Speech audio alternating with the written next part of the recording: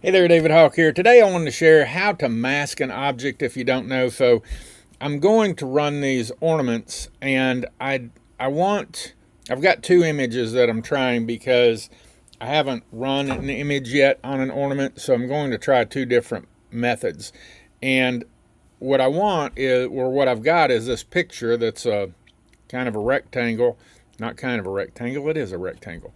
And what I want is a circle for the ornament. So what you have to do is just go into your objects here and or elements, I guess, and then you can select all. I got the circle, that's the image that that's the shape that I want, but you could choose any of these that you want and get whatever shape you want, so it's kind of cool.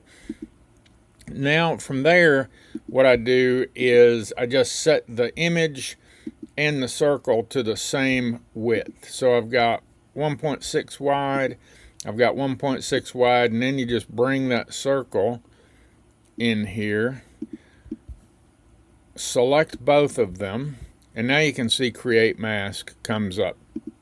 So I'm doing that. Let's get rid of that.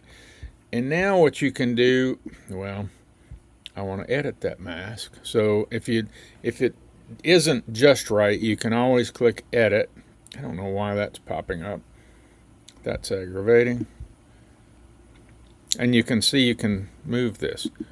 So that's a pain. Let me move it over here where I can do something with it. So edit. Okay, now I can see where I'm moving this circle. And this is going to be the image, obviously, that is going to engrave. Now that I'm done, I'll click done. And now we've got the image that I'm looking for. Spin this. You know, I wish I had a little better image. This, with the kid looking at the globe there, snow globe. I'd like to have that in this. I think I'm going to put it in there. So what I had to do is take a little bit more of Santa's hat out than I wanted, but it gets that part done. So let's do that. All right, that is how to create a mask.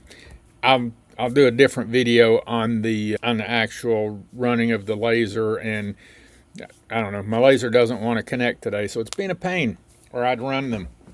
But I'll do a different video on running it and let you know how it came out. But anyway, I just wanted to share how to do a mask. So that's it. xTool Studio, masking an image, and we will talk to you next time. Oh, if you've got any questions, ask them in the comments below. Happy to answer anything I possibly can.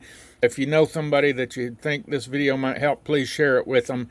And if you've enjoyed it, if you'd give me a like and a subscribe would even be better. Appreciate it, and I'll see you in the next video. See ya. Bye.